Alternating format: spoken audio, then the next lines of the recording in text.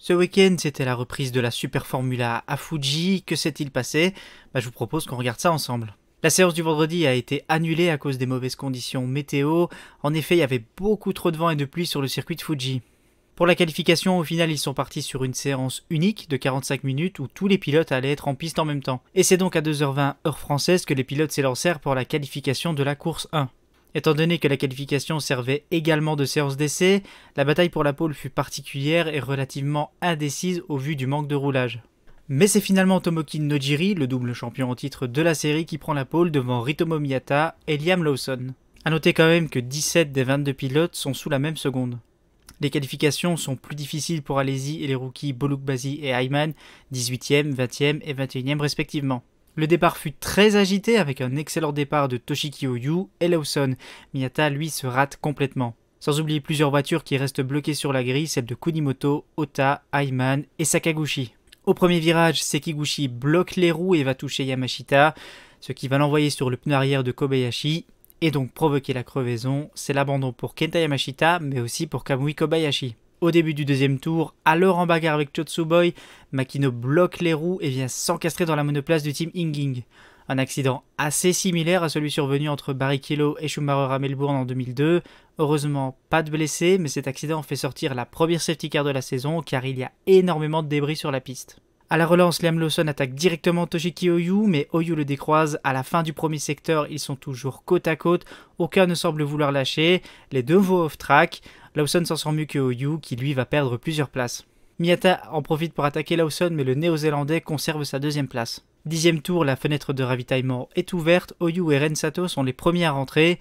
Matsushita, lui, est victime d'une erreur de son équipe lors de l'arrêt.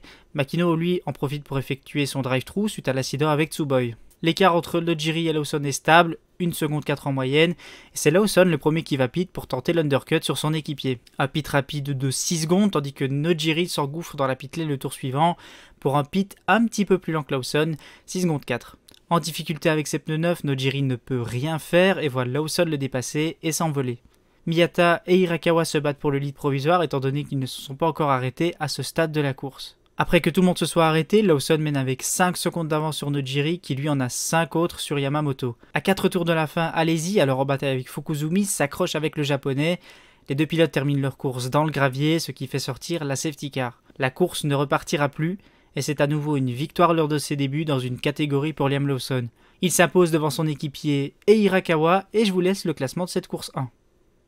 Pour la course 2, les qualifs reviennent au format traditionnel avec les pilotes séparés dans deux groupes de 11. Les pilotes du groupe A et B ont 10 minutes pour se qualifier en Q2 et pour ensuite disputer la pole. C'est finalement de nouveau Tomoki Nojiri qui prendra la pole en Q2, encore devant Ritomo Miyata et cette fois devant Toshiki Oyu. Au départ, nous avons un excellent envol de Toshiki Oyu qui prend la deuxième place avant de doubler Nojiri à l'issue du premier secteur. Début du tour 8, Giuliano Alesi spin après un contact avec Kakunu Shinuta, mais Alesi ne bougera plus, ce sera un double abandon pour le français et sortie de la safety car.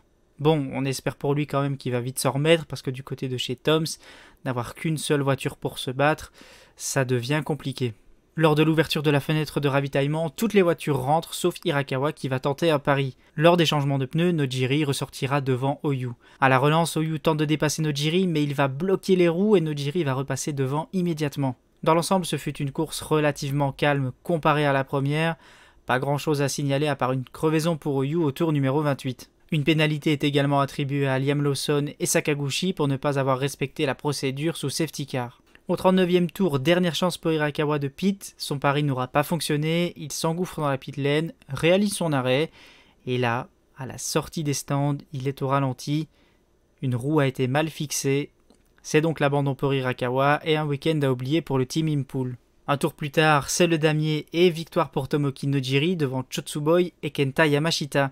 Nojiri prend donc la tête du classement avant la prochaine course de la saison à Suzuka dans 2 semaines. C'est la fin également de cette vidéo, j'espère qu'elle vous aura plu. Si c'est le cas, n'hésitez pas à laisser un petit like, à vous abonner. N'hésitez pas également à me dire dans les commentaires si vous avez aimé ce concept de vidéo résumé de course de la Super Formula. J'en ferai d'autres si ça vous plaît. Je vous souhaite de passer une excellente journée, une excellente soirée. Sur internet, vous le savez, le temps n'a aucune importance. Ciao ciao!